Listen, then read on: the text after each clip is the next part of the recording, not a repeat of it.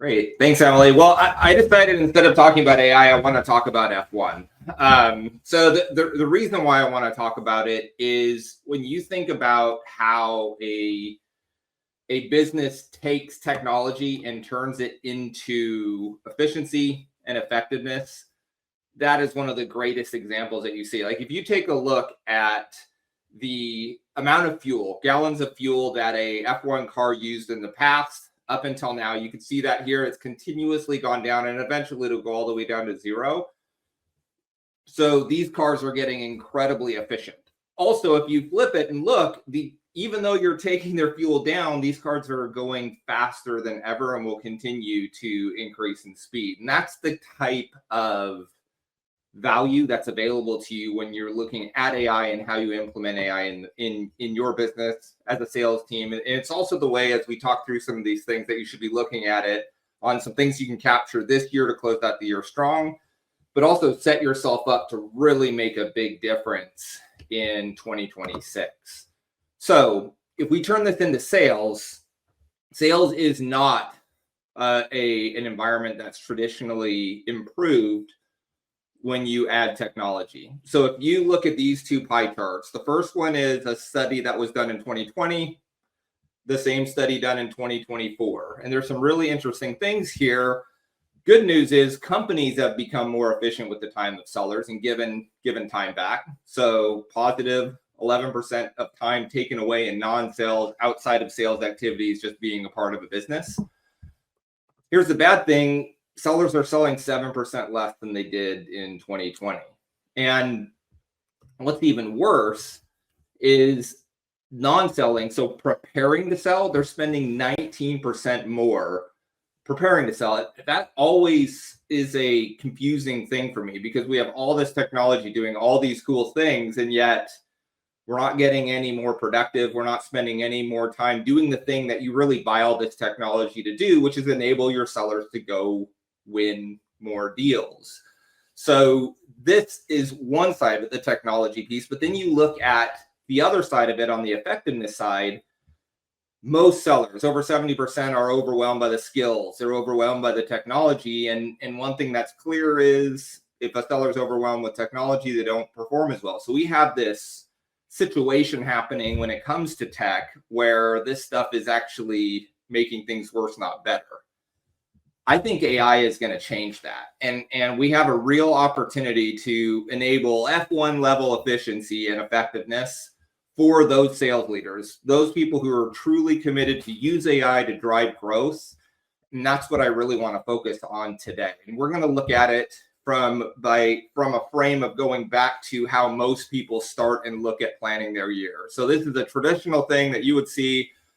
Hey, I had a $36 million budget. My average quota is X, so I need 30 sellers to do it. Now, there's lots of complexities depending on the size of your business and all that, but that's traditionally how you would see it work. And then company would come to you, or you'd set a goal as a business leader saying, I want to grow 15%, so we need to be 41 million. And the sales leader would immediately go and say, okay, that $1.2 million quota, divide it by 41 million. If you want this to happen, I need 4 new sellers, and you add those 4 sellers and I can go get that number. Now, this doesn't talk about ramp and all that stuff, but that is traditionally how you see this stuff work. It's a focus on how do I get the resources to do it, not necessarily a focus around how do I make the seller more capable of delivering a bigger quota. And that's really what the opportunity is, to be able to use AI to do that.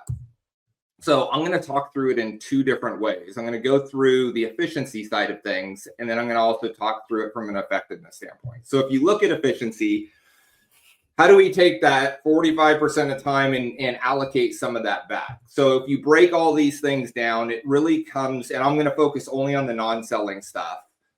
You have 5 different areas. There are 5 areas that I would argue need to be improved. The concept, when you think about how to implement these things, they don't need to be removed. This is one of the problems that always happens and it's one of the reasons why, if you look at that 29% number, hasn't really ever changed. Like, that number has been between 20 and 30% for forever. It's never really changed. And one of the reasons for that is people think you can eliminate this 45%. You can't. That work needs to be done. The thing that you have to look at is, how do I make that work more efficient? How do I do that work more efficiently? So that's what we're going to spend the next few minutes talking about. The way that I would phrase it, and the challenge that I would have for everyone on this call going into 2026, is to break those 5 pieces down and look for 1% improvement from each.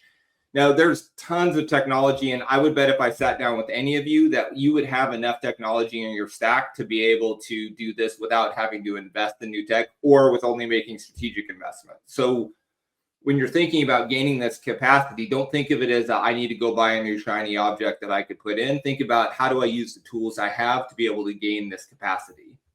And you want 1% from each one of those. You pull that out, and that drives 5% improvement. Basically taking 5% of that time out and giving that a capacity to go sell. So if you break each one of these down, when you're looking at generating quotes and proposals, a traditionally time-consuming, really tough task, you've got to find a way to make that more efficient. What usually happens, tons of errors in the data, which hurts win rates, time to complete. You have to do a lot of manual tracking and chasing for people. The processes kind of change on every job. Using AI and using the technology that's available through tools that manage this, you can pull all of that stuff together. And then also, as you're doing RFPs or quotes, you pull those in, and that actually makes your data set stronger. So the more information you put into it allows for easier completion of quotes and RFPs in the future. Get your approvals and routings right. I don't know how many companies I've worked with where the approval, the first question I always ask around approvals is, what's the approval rate of the people who are approving? If it's 100% or 99%, you probably don't need that person in the approval process, or you need a more stringent approval process. You could use tools to figure out where those things are and eliminate hurdles where they're not needed, and then automate all of that stuff to make it very fast to create the quote. It shouldn't take forever to create the quote. You want to spend that time working with customers to get more quotes.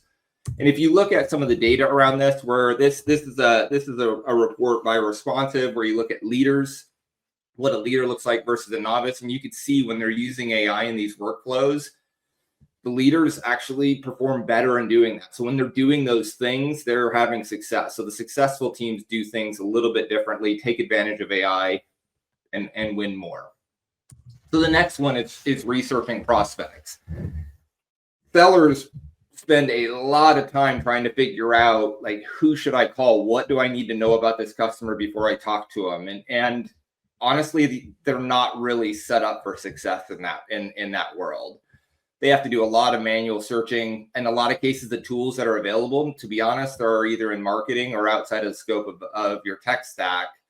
And then there's often structure of things and a piece of information that you just don't get in time. So it's a seller's job is to engage and use their capabilities to win, and finding people to call. Researching and understanding prospects is not one of those skills. This is an area where AI can make a big difference, where you build this structure of how do you search for this stuff, so it's done on the fly. If you're going to meet with a customer, it pulls up all the buyers and it shows you what's going on. There's signals that are aggregated across multiple places, so a seller doesn't have to go get them. And it's constantly looking and tracking and telling you proactively if someone changed jobs, or if there's a new person coming in, or another signal came. So the seller spends more time engaging with prospects than researching them. And if you look at one part of the stack, most people will use LinkedIn in combination with, they'll use LinkedIn to do deeper research because it's the most accurate place to get information. And then they'll use like a ZoomInfo or Apollo to try to get the contact information, and then another set of engagement tool to engage. Just with looking at LinkedIn, they're seeing an hour and a half that they could get from that timing. So the capability to get time back is very much here with some of these tools. Also, looking at prioritizing leads and opportunities. In a lot of cases, you'll see behaviors that will lead to a sales rep who will call 20 people in a day, but they'll call the 20 people most likely to pick up the phone and not the 20 people most likely to buy. Using tools like AI to get past that and to get more accurate information to help them prioritize rather than trying to do that themselves every day is where you can save a lot of time. eliminate the manual steps. In a lot of cases, you get a list that you need to call that was put together and comes inconsistently. You'll get static, inconsistent information that is done onesie twosie, and it's pretty generic to what you're trying to do. And what you need to use this technology for is, how do I get it to be more predictive and continuous? You should have prioritization happening on the fly based on your engagement, the engagement the customer is having with any channel that you can track and understand, and constantly reordering the way that you need to call, not just around what the potential buying intent is, but where they sit, where these customers sit in the context of the deals that you as a seller are working. Because a bottom funnel deal that you have to close to hit your quarter, all those actions are magnified and very rarely taken into account, but they should be, and they can be with this tag. If you look at like a study by Outreach where they talk about their AI SDRs and what their survey said in talking to different people is there are 4 to 7 hours, typically the majority of people said 4 to 7 hours that could be saved by doing work like this. Next one, when you think about manually creating, this one to me is the crux of a lot of the problems that we're seeing with sales capacity and sales inefficiency. Is sellers are basically responsible. The classic term of, if it isn't in Salesforce or it isn't in CRM, then it doesn't exist, and the seller's responsible for putting that in, is in this world where we have the ability to do it for the seller, is a travesty in 2 different ways. It wastes a lot of time with the seller, and it wastes a lot of money for the company, because the seller's dictating what's going into a tool. It's always going to come with the context they want it to come with, rather than a standard context that you would see if you were looking at it without them involved in the capture process. So if you're using, you can automatically attach to email. You should extract those emails. You should extract meetings, looking at the information that's coming in and then populating it with different insights that maybe the seller doesn't know, and then making it consistent across. So no seller can enter information differently than another. That allows you to have the insights you need to be able to accurately understand what a top performer looks like versus a bottom performer. Because in most situations, a top performer is going to be less likely to enter information than a bottom performer. Because I don't know a single company that's going to fire a top performer because they don't update their CRM. Now, if you look at this and think, how do I do it? Well, we've looked at this before. I've looked at it in depth. Almost 80% of the conversations can be captured automatically without a seller involved. The interesting thing is sellers are starting to see the value in this, because one thing that isn't understood by many sales teams is, if I capture this information, the real beneficiary of it is the seller themselves, because they get the benefit of that information coming back as an insight to help them win deals. So you can capture it. And then traditionally, when you look at CRMs, like when I did at reviews with customers, 80% of the opportunities don't have a single interaction. So this would allow that to be fixed, so you could actually understand what's going on deals and help that seller win. Then the last one is the preparation and planning. Anybody on this call spent hours and hours and hours doing a 40-page pitch deck in PowerPoint that you have to present to your executives on your top 3 accounts or those types of things? That's been the standard practice for a while, and it really has changed a lot and should change a lot. Your account planning and preparing for deals and preparing for calls should be mostly done on demand, with the seller adding in the components that make a difference to that individual deal from their perspective. So 90% of the work being done by technology, 10% of the work being enriched by the individual seller. And one study that I did, looking at the difference between year over year on things like call prep strategy, just seeing how people are starting to use these tools, they were saving an hour a week for fairly mundane stuff that's in the majority of your technology today. If you do web conferencing or email or any of that will auto create and prep for you. That's one new seller for every 40 sellers if you're saving an hour a week per seller. So it's a real opportunity to make this not only more efficient, but also make it something that you could do with every customer, because in the past you weren't able to do that. So let's walk through like that example. If you took your $1.2 million quota, 29% selling time is what you average, what you typically say. If you're able to add 5% of capacity by 1% for each of those 5 we just covered. Now, remember, all that work's still being done. So, and it's being done, it should be amplified. So that means you have 3% more time. You add 3% to prospecting, which leads into meetings that are in person on web conferencing. And now you're spending 34% of your time selling, increasing that by 17%. So now you have more selling time. Now, the key thing here, one thing that I've seen in the past is you have to have a strategy for what you do with that capacity. If not, you leave it to the seller to decide how they do that and what they're going to use. Some sellers will use that very well. Others will take that time back and spend it doing whatever they want to do. So typically what I recommend with customers is you do an initiative, something to be able to use that capacity that you've created to drive more business, whether that's trying to go into a new market, whether that's trying to expand your cross-sell initiatives, anything that you're trying to do, have initiatives that will allow you to take 5% more capacity. If you do that, that gives you the chance to increase. You should be able to get 60K more in your quota. So if you get 5% back, 17% more time selling, very easy to say you can add more revenue to that quota and your seller should be able to generate more with the same amount of time. So now if you go into the effectiveness side of things, when asked what the biggest challenge is of strategy execution, it's rep competency. How do I get the rep to do the things they need to do to optimize their opportunities, the opportunities that they have to win? And one of the things, if you look at this from a sales training perspective, this was a study that was done a while back.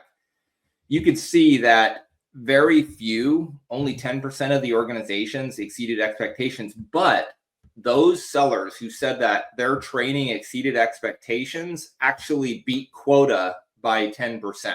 So if you can get to a point where your training and the opportunity is really there to upskill your training and get more adoption, that allows you, if you take that same situation, right? I'm a seller that has a quota of 1.2 million. If you break it down, my average deal size is 100K. I have 41 opportunities. I win 12 deals a year. Improve that win rate by 10%. It's an extra deal, an extra 100K, an opportunity for that seller to do more with the same amount of time. So let's talk a little bit more around kind of how we see that playing out and how that becomes enabled with a lot of this tech. So when you're going through the training piece of this, you should always have a baseline of where that seller is at. So you understand what's going on, what they're doing. And that baseline shouldn't necessarily, that baseline can and should be done through conversations that a seller's actually having with customers. Role play, where you break that down, the skills that you're going to train on into a role play tool that allows you to assess them. And then you use that information to provide customized training to the sellers where they need to improve to be able to level them up where they are in need of leveling up, and while also giving everybody a standard baseline of a methodology or a standard way of talking about things. Then when you come into the reassessment part, it isn't as simple as just doing a single reassessment where you do one survey and this is what you're doing. It's a constant reassessment where you connect into the conversations that you're seeing happen through web conferencing or them recording on their phone or any number of ways. And then you're looking at the sellers and how they're actually executing. What are they actually saying in front of a customer? You need to eliminate I do that in front of the customer, but I just didn't do that with you when you asked me about it. So then you have clear evidence to be able to guide them. Then you can reinforce and improve in that area and then build the retention in. So every time those things come up, the seller gets to see it. The manager gets to see it. The trainers get to see it and understand what's going on, and then be able to go back and help coach and improve those sellers. And then as you get that ecosystem going, now you can move into an optimization phase that goes beyond what you're talking about with just like, how do I get you to get the core concepts, and start allowing you to look at what are the concepts that are unique to my company, my business, that I can implement that gives me a competitive advantage beyond the standard. So I've got the standard right, which gives you a competitive advantage. And now I can start looking for very unique things about how my business works with our clients that I can add in. And then you go right back through that loop again. You baseline it, you understand it, and then you teach all of your sellers how to utilize it. And over time, as you repeat that, you develop this foundational expertise in Sandler with a unique expertise in Sandler for your individual company. Now, one thing I want to show you is just a little bit around how we're looking at leveraging AI. And this is where we're building, and this is what we're looking at for the future. The two tools that matter most to the future of training and getting your sellers to optimize how they perform are conversation intelligence, gongs, fathoms, those types of tools, and role play. And what these tools are going to do is you're going to have two pathways. Conversation intelligence is going to be, I'm listening for a moment in the call that I want to track. And then when I hear it, I respond to it and I score it. And then I pull that into a set of data that we're analyzing to understand what's going on. Role play is very similar, except I pre-configure the scenario. Ideally, I take a training essentials, I break that into the skills, and then I go through and I assess you on each one of those skills, you talking and you executing with a avatar that allows you to test how well you do this work. And then I score and respond to that. And then what we're doing or what we're building is the ability to take all of that information, understand what's happening, and then feed that back to sellers, sales managers, trainers to be able to help improve, guide, sustain, all of that type of stuff. So your sellers will constantly get better, and you'll know that they've implemented what you're doing. The cool thing about it is when you look at tools that like conversation intelligence, those tools are connected to your outcomes. So it's going to start pulling these things together in a way that allows you to not only see, did they actually do what they were supposed to do, but when they did it, did they actually get to see did we actually get the result we wanted, more so than if they wouldn't do it. And that's going to be really powerful for us at Sandler to understand where do we highlight and tweak our training to maximize, and then also for our customers to be able to do that same thing. So if we go back to bring all this stuff together, when you're thinking about like, how do I grow through efficiency and effectiveness? If we go back to that same stat of, here we go, this is 36 million, 1.2, I have 30 people that I need, and I need that 15% growth target. So if I take the efficiency gains I can get, take the effectiveness gains I can get, now instead of that, me needing an additional seller for the growth I need, I can increase the quota because I've built the capacity for that seller to be able to do it. And now I'm growing the company with a baseline set of sellers. Now, if you want to take that 15 to 20, 25%, go hire sellers. And then every seller hire is, once they ramp, will be set up in a way that allows you to grow them at 1.39 million per seller. So the math still applies when you add. But what you have in this really unique environment right now between 2025 and 2026 is the ability to fast track growth in a way that allows you to do it super efficiently. You're seeing this happen in a lot of companies already, where we have this weird environment going on where companies are growing significantly, but not necessarily increasing their spend significantly. And that's the opportunity you're seeing here, kind of laid out for you for how it would work in a sales environment when you're really taking advantage of all the capability to be able to drive more capacity. So this is what it would look like if you pull that off and you bring that all together. Now you're running AI in a sales organization, and the sales team, it looks and feels the way that an F1 team does. You're growing that business while keeping your efficiency in control, while growing your effectiveness and results. With that, thank you very much, and I hope you enjoyed the presentation. Thank you so much, Seth. I think this is hugely impactful for a lot of us, just because this is such a hot topic, and really trying to figure out that balance of the team members you have, but also leveraging the AI and the existing tools out there to maximize what they are doing today, make them more effective, but making them more efficient in the process too, not adding more tasks, but making the tasks they're doing more effective. So this was such a great way to really present at a high level for sales leaders, really struggling with this topic, to just kind of see it laid out and see the numbers laid out. I think that's always a missing piece, is seeing the actual data behind it. So that was amazing. And to this point, I do want to just highlight, Seth, you have a brand new podcast coming out. So you all are the first to know that we are officially announcing a brand new podcast, The Innovative Revenue Leader. The first episode will be launching today. And to tell you a little bit more about it, I know, Seth, you put together a promo for us, but for just a little background context, everyone here, the first episode is with Mary Shia, I believe, from Meerkat. Okay, yeah. So talking a bit more about this topic. So if you liked what you saw here with this presentation, you got a whole podcast episode dedicated to talking a little bit more in depth about what this looks like, what she's experienced in her career, and hearing it, just from different perspectives. That's so helpful as we try to navigate this everyday changing landscape. So to tell you a little bit more about that, we do have that promo to share with all of you. So take it away. Let's go ahead and watch that.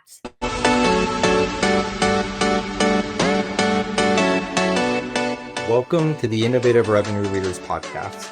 My name is Seth Marrs, and in this podcast, we're going to talk about a key topic every month. The way it'll work is we'll put together a piece of research that we talk about, with our first being around the CRO and how they're dealing with technology and key things that they could do with AI to succeed in 2026. With this piece, we'll bring on 3 revenue innovators that will talk about this topic, provide their own feedback, their own insights, and then we'll finish this by doing a podcast where we bring all of this together. And then the next month, we'll pick a new topic and do the same thing. Really looking forward to having you on, and talk to you soon.